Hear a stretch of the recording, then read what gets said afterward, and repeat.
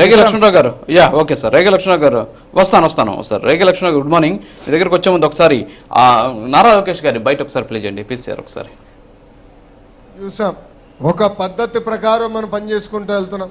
కానీ రాష్ట్రంలో కూడా ఒక సైకో ఉన్నాడు. ఎంత మంచి సినిమా అయినా ఒక చిన్న విలన్ ఉంటాడు. రాష్ట్రానికి ఒక సైకో ఉన్నాడు. నిన్న మొన్న మాట్లాడుతున్నాడు, అరెస్ట్ చేస్తాడంట. అరే 53 రోజుల్లో నువ్వు మా నాయకుడిని అరెస్ట్ చేసి ఇదే రాజమండ్రి జైల్లో బంధించి ఏం పీకావయ్యా? ఏం పీకావు? నువ్వు అరెస్ట్ చేస్తే మేము భయపడాలా? అరే ఇట్లా నీ ముందర చాలా మంది పెద్ద పెద్ద మాటలు మాట్లాడారు. వాళ్ళందరి పరిస్థితి ఏమైందని ఒక్కసారి ఆ సైకోని ఆలోచించమని నేను అంటున్నా. అంతేగాని ఈ మధ్యన చూస్తున్నా రప్పరప్ప అంటే ఏంటి రప్పరప్ప? 2 రప్పరప్ప మేము బీకుతాం. ఎర్ర బుక్లో 3 పేజీలనే, ఇంకొన్నాయి చాలా పేజీలు. ఎవరికి ఎప్పుడు ముహూర్తం పెట్టాలో నాకు తెలుసురా భయ్. ఎందుకో ఆవేశం, ఎగిరెగిరి వస్తున్నారు. ఏం కంగారు లేదు. చట్టాన్ని కానీ మీరు ఉల్లంఘిస్తే నేను ఎవరిని వదిలిపెట్టాను. ఈ కూటమి ప్రభుత్వం వదిలిపెట్టాను ఎవరైనా. That is the power of red book. అందుకే నేను రాసుకున్నా, అందుకే నేను పెట్టుకున్నా. నేను ఎవరిని వదిలిపెట్టాను. ఇక్కడున్న కార్యకర్తలందరం మనం చేయాల్సిన పనులు మనం చేయాలి. అది మనం మర్చిపోకూడదు. లోకేష్కి ఏముంది, బాబు గారు చెప్తే పని అయిపోతుందని.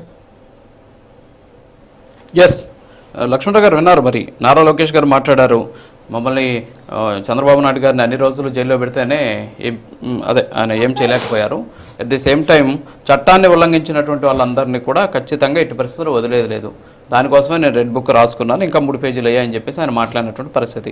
సో ఇందాక మీరు విన్నారు వంశీకృష్ణ గారు అన్నట్టు గతంలో జగన్మోహన్ రెడ్డి గారు మాట్లాడినటువంటి ఆ వేదిక పిల్లల వేదిక, ఇదేమో మనం చూస్తున్న పార్టీకి సంబంధించినటువంటి కార్యకర్తల నాయకులతో మాట్లాడినటువంటి సందర్భంలో మాట్లాడినటువంటి మాటలు రెడ్ బుక్ అనేది కూడా చట్టాన్ని ఉల్లంఘించినటువంటి వాళ్ళకి మీదకే అప్లై చేస్తా అన్నట్టు ఆయన మాట్లాడినటువంటి పరిస్థితి. సో ఓవరాల్గా చూస్తే ఈ హెచ్చరికలు ప్రతి హెచ్చరికల కారణంగా ఆంధ్రప్రదేశ్ రాష్ట్ర అభివృద్ధి ఆగిపోతుందేమో అనేటటువంటి అనుమానాలు వ్యక్తమవుతున్నాయి. ఏమంటారు రాజు గారు? మీకు అలాగే ప్యానల్ ఉన్న పెద్దలకి ప్రైమ్ లైన్ వీక్షక యాజమాన్యానికి హృదయపూర్వక నమస్కారాలు. వార్నింగ్ల మీద వార్నింగ్లు. ఒకవైపు పవన్ కళ్యాణ్ గారు, ఒకవైపు నారా లోకేష్ గారు ఏం పేకలేరు అనే టాపిక్ నడుస్తూ ఉంది. ఈ మధ్యన పవన్ కళ్యాణ్ గారు కొత్త సినిమాకి టైటిల్గా పెట్టినట్టున్నారు, మీరు ఏం పేకలేరు, మేము పీకి చూపిస్తాం. మంచిదే, బాగా కలెక్షన్లు వస్తాయి, బాక్స్ ఆఫీస్ రికార్డు బద్దలు అవుతాయి పవన్ కళ్యాణ్ గారికి. గతంలో ఇప్పుడు ఇటువంటి సినిమాలు కలెక్షన్లు లేవు కాబట్టి.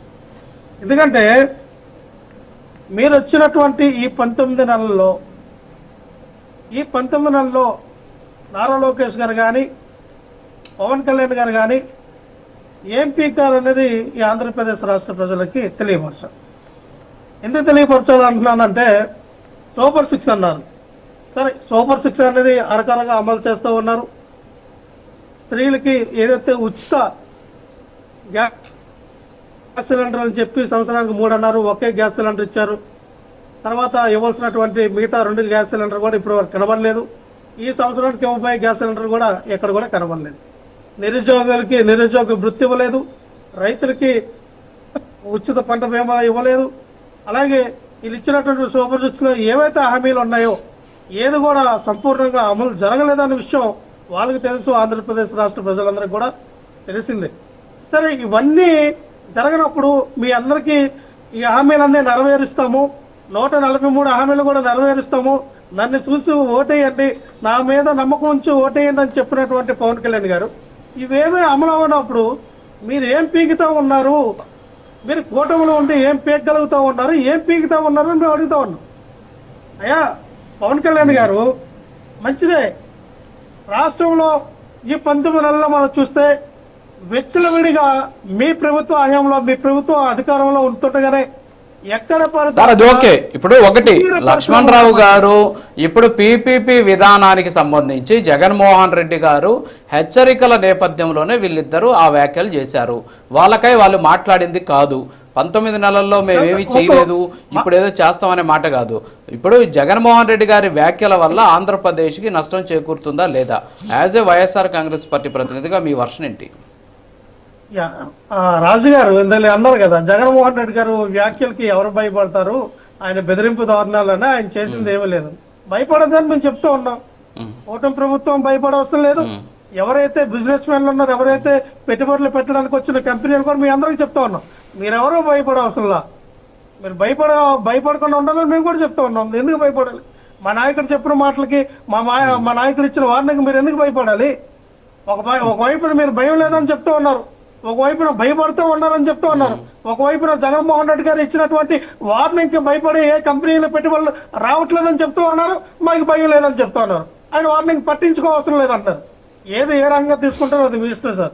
ఇక్కడ ఒకటే సార్, నేనేమో చెప్పదలుచుకున్నాను సార్. పవన్ కళ్యాణ్ గారు పార్టీ పెట్టారు, దేనికి పెట్టారు? మీరు ప్రశ్నించడానికి పెట్టాను అన్నారు. ఎస్, ప్రశ్నించాను సార్, కానీ మీరు ప్రశ్నించట్లా. 2014 నుంచి 19లో ప్రశ్నించారు, 19 నుంచి 24 మధ్య ప్రశ్నించాలనుకున్నారు. ఆ ప్రశ్నలన్నీ ఆపేశారు. ఈ రోజున రాష్ట్ర ప్రజలు మీ పార్టీలో ఉన్నటువంటి కార్యకర్తల నాయకులు మిమ్మల్ని ప్రశ్నించేసరికి ప్రజలకు అందుబాటులో ఉండరు, మీ నాయకులకి కార్యకర్తలకు అందుబాటులో ఉండరు. మీరు ఎవరికి అందుబాటులో ఉండకండి సినిమాలు తీసుకొని ఒక పార్టీ పొలిటికల్ కమెడియన్ లాగా రావడం, ఇవన్నీ కూడా రాష్ట్ర ప్రజలు గమనిస్తూ ఉన్నారు. మేము ఒకటే చెప్తున్నాం సార్, ఏమీ లేదు. ఈ రోజున ఏదైతే మీరు ఎవరైతే మన ఎవరు టీడీపీ అధికారి పెద్దలు మాట్లాడుతూ ఉన్నారు, జగన్మోహన్ రెడ్డి గారు గతంలో అభివృద్ధి లేదు, ఏమి చేయలేదు, సంక్షేమం లేదు ఏదన్నారు. మేము అభివృద్ధి చేసాము, సంక్షేమం చేసాము అన్నది గురించి రాష్ట్ర ప్రజలందరికీ తెలుసు. 11 సీట్లకే మేము కన్ఫర్మ్ అయిపోయినంత మాత్రం మేము ఎక్కడ డెవలప్మెంట్ చేయలేదని కాదు, అలాగే సంక్షేమం ఇవ్వలేదని కాదు. కానీ ఇప్పుడు ఓటమికి 1.25 లక్షల కారణాలు ఉంటాయి. అలాగే అది నారా లోకేష్ గారు మాట్లాడుతా ఇందాక ఏమన్నారు, మా నాన్నగారిని అరెస్ట్ చేసి 53 రోజులు జైల్లో పెట్టారు, ఏం పీకారని. అరే, అరెస్ట్ చేసి 53 రోజులు జైల్లో పెట్టడమే ఇది కదా, ఇంకా పీకడానికి ఏముంది? అక్కడ ఆల్రెడీ పీకి 53 రోజులు జైల్లో పెట్టారబ్బా. ఇంకే పీకిదేముంది? మా నాన్నగారికి ఒంట్లో బాగలేదు, ఆయనకి ఆ హెల్త్ ఇష్యూస్ ఉన్నాయి అని చెప్పి అనేక రకమైనటువంటి జబ్బుల పేర్లు చెప్పి ఏదో బెయిల్ తీసుకుని బయటకు వచ్చారు.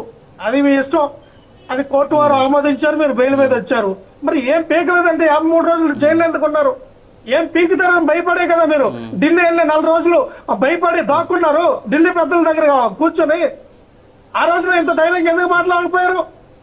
జగన్మోహన్ రెడ్డి గారు నన్ను ఏం పీకుతారు, పీక్కొని నేను ఎందుకు అనలేకపోయారు? ఆ రోజున ఢిల్లీ వెళ్ళి 4 రోజులు ఎందుకు దాక్కున్నారు వెళ్ళి? ఇవన్నీ మాట్లాడటానికి ఆశాస్పదంగా ఉంటే నారా లోకేష్ గారు మీరెంత పీకుడుగాలో మీరెంత పీకుతారో ఆంధ్రప్రదేశ్ రాష్ట్ర అందరూ చూస్తూ ఉన్నారు.